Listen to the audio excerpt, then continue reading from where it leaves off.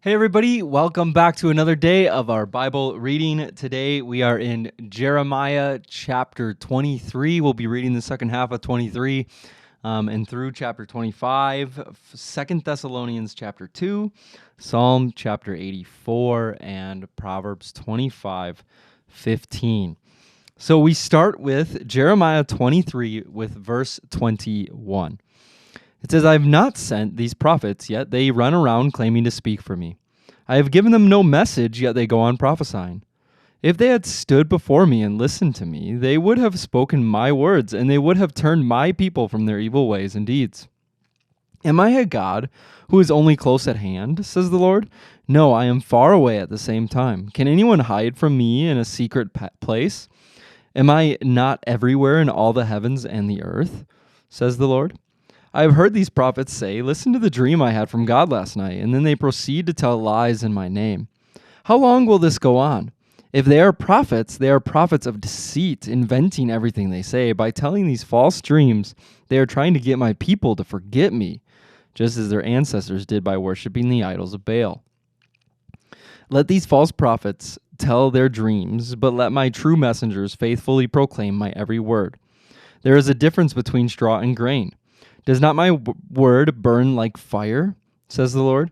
Is it not like a mighty hammer that smashes a rock to pieces? Therefore, says the Lord, I am against these prophets who steal messages from each other and claim they are from me.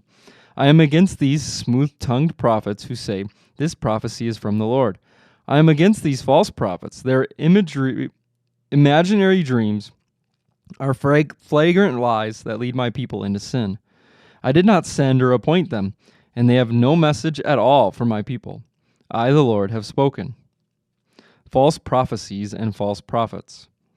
Suppose one of you, or one of the people, or one of the prophets or priests asks you, what prophecy has the Lord burdened you with now? You must reply, you are the burden. The Lord says he will abandon you. If any prophet, priest, or anyone else will punish that person along with his entire family. You should keep asking each other, what is the Lord's answer? Or what is the Lord saying? But stop using this phrase, prophecy from the Lord. For people are using it to give authority to their own ideas, turning upside down the words of our God, the living God, the Lord of heaven's armies. This is what you should say to the prophets. What is the Lord's answer? Or what is the Lord saying?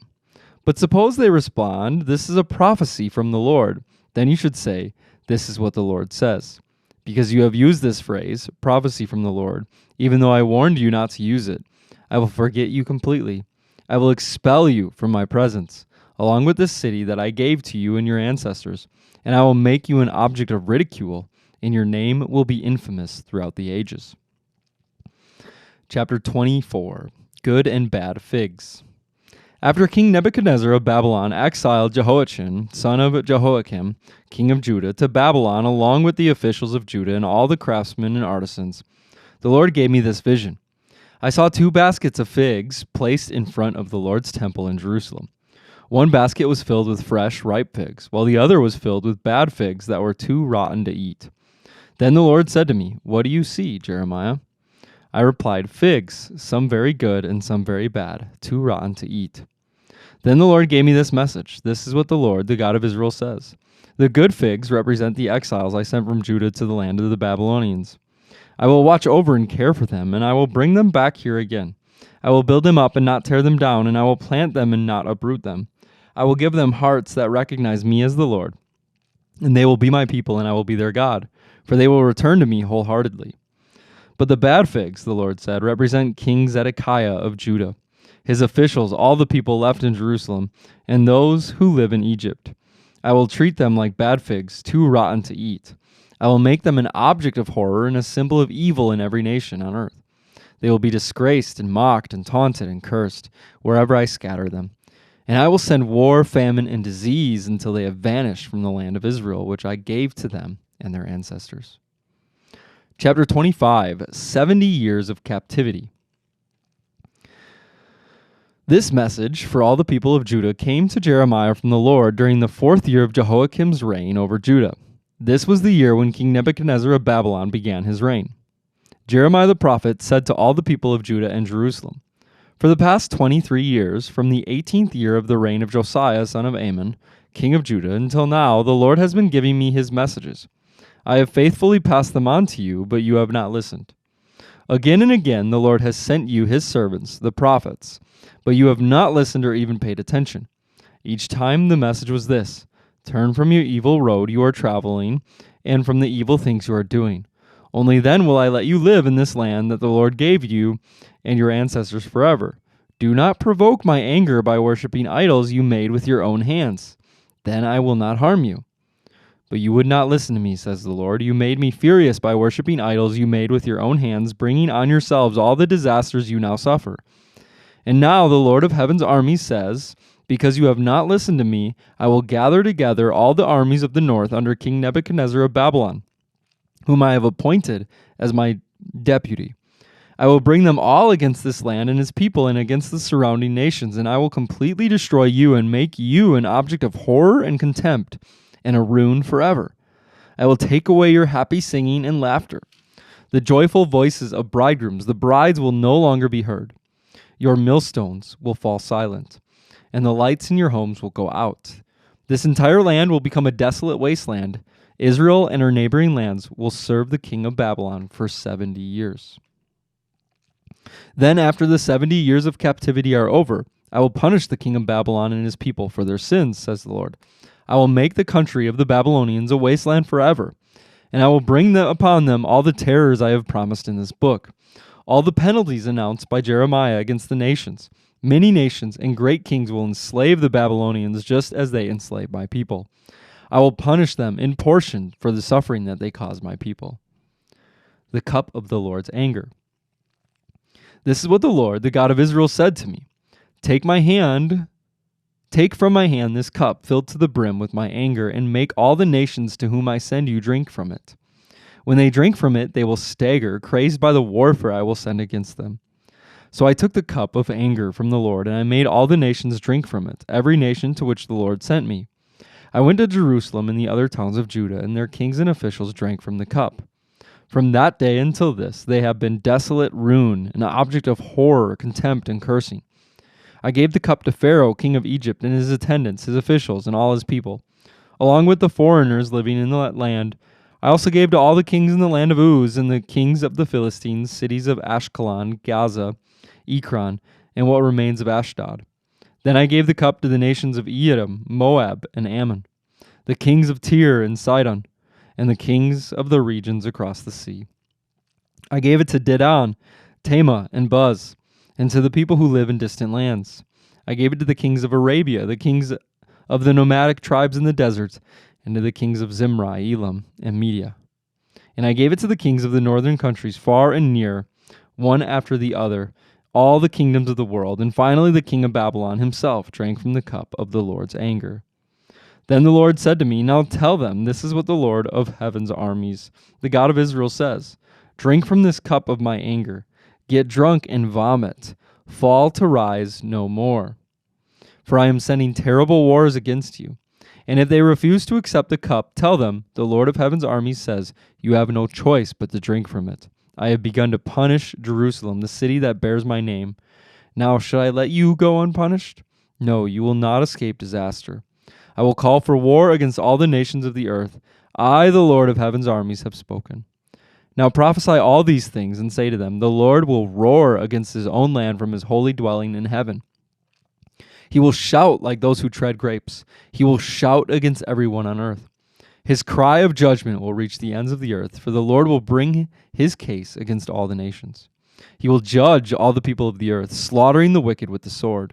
I, the Lord, have spoken. This is what the Lord of heaven's army says. Look, disaster will fall upon nation after nation. A great whirlwind of fury is rising from the most distant corners of the earth. In that day, those the Lord has slaughtered will fill the earth from one end to the other, and no one will mourn for them or gather up their bodies to bury them, and they will be scattered on the ground like manure. Weep and moan, you evil shepherds. Roll in the dust, you leaders of the flock. The time of your slaughter has arrived. You will fall and shatter like a fragile vase. You will find no place to hide, and there will be no way to escape. Listen to the frantic cries of the shepherds. The leaders of the flock are wailing in despair, for the Lord is ruining their pastures. Peaceful meadows will be turned into a wasteland by the Lord's fierce anger. He has left his den like a strong lion seeking its prey, and their land will be made desolate by the sword of the enemy and the Lord's fierce anger. All right. Then we turn to 2 Thessalonians Chapter 2. We're reading verses 1 through 17 today. Chapter 2, 2 Thessalonians. It says, events prior to the Lord's second coming. Now, dear brothers and sisters, let us clarify some things about the coming of the Lord Jesus Christ and how we will be gathered to meet him. Don't be so easily shaken or alarmed by those who say that the day of the Lord has already begun. Don't believe them, even if they claim to have a spiritual vision, a revelation, a letter supposedly from us. Don't be fooled until there is a great rebellion against God and the man of lawlessness is revealed, the one who brings destruction. He will exalt himself and defy everything that people call God and every object of worship. He will even sit in the temple of God, claiming that he himself is God. Don't you remember that I told you about all this when I was with you? And you know what is holding him back, for he can be revealed only when his time comes. For this lawlessness is already at work secretly, and it will remain secret until the one who is holding it back steps out of the way. Then the man of lawlessness will be revealed, but the Lord Jesus will slay him with the breath of his mouth, destroy him by the splendor of his coming. This man will come to do the work of Satan with the counterfeit powers and signs of miracles. He will use every kind of evil deception to fool those on their way to destruction, because they refuse to love and accept the truth that would save them. So God will cause them to be greatly deceived, and they will believe these lies. Then they will be condemned for enjoying evil rather than believing the truth. Believers should stand firm. As for us, we can't help but thank God for you, dear brothers and sisters loved by the Lord. We are always thankful that God chose you to be among the first to experience salvation, a salvation that came through the Spirit who makes you holy and through your belief in the truth. He called you to salvation when we told you the good news, and now you can share in the glory of the Lord Jesus Christ. With all these things in mind, dear brothers and sisters, stand firm and keep a strong grip on the teaching we passed on to you, both in person and by letter. Now may our Lord Jesus Christ himself and God our Father, who loved us and by his grace gave us an eternal comfort and a wonderful hope, comfort you and strengthen you in every good thing you do and say. All right, then we turn to Psalm 84 today, verses 1 through 12. So for the choir director, a psalm of the descendants of Korah to be accompanied by stringed instruments. It says, how lovely is your dwelling place, O Lord of heaven's armies. I long, yes, I faint with longing to enter the courts of the Lord with my whole being, body, and soul. I will shout joyfully to the living God. Even the sparrow finds a home, and the swallow builds her nest and raises her young at a place near your altar. O Lord of heaven's armies, my King and my God, what joy for those who can live in your house, always singing your praises. What joy for those whose strength comes from the Lord, who have set their minds on a pilgrimage to Jerusalem. When they walk through the valley of weeping, it will become a place of refreshing springs. The autumn rains will clothe it with blessings. They will continue to grow stronger, and each of them will appear before God in Jerusalem. O Lord, God of heaven's armies, hear my prayer, and listen, O God of Jacob. O God, look with favor upon the King, our shield. Show favor to the one you have anointed. A single day in your courts is better than 1,000 anywhere else. I would rather be a gatekeeper in the house of my God than live the good life in the homes of the wicked. For the Lord God is our sun and our shield. He gives us grace and glory. The Lord will withhold no good thing from those who do what is right. O Lord of heaven's armies, what joy for those who trust in you. Then we go to Proverbs chapter 25, verse 15, which says, patience can persuade a prince, and soft speech can break bones. All right, we read a lot of scripture today, especially in Jeremiah. It felt like a longer reading. But then we have our quote of the day from Oswald Chambers today, which is for October 14th. It says, the key to the missionary's work. The key to the missionary's work is the authority of Jesus Christ. not the needs of the lost. He simply says, go on the basis of the revealed truth of my sovereignty, teaching and preaching out of your living experience of me. Matthew 28:18 through 19 says, Jesus came and spoke to them, saying, all authority has been given to me in heaven and on earth. Go therefore and make disciples of all the nations. Let's pray. Lord, we thank you for today. Lord, we thank you for your word. Father, continue to grow us, continue to strengthen us, and continue to strengthen our walk with you. Jesus, we love you, and we pray this in your name. Amen. All right, everybody, that is day 287. So that means that we have 77 days left. Thank you so much for joining us again, and we will see you again tomorrow. Bye, guys.